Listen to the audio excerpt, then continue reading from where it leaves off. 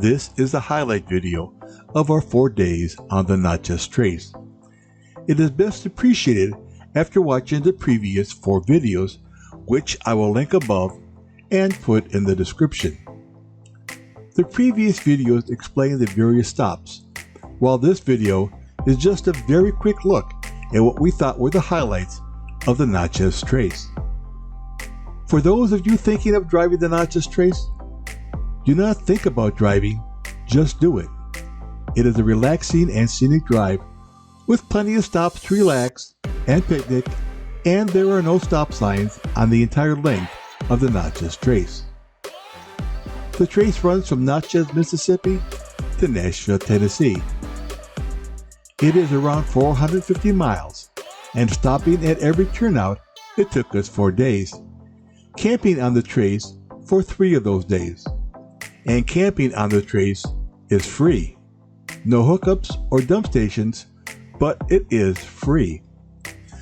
I highly recommend that you view the other 4 videos for a complete overview, but here are the highlights, complete with mile marker.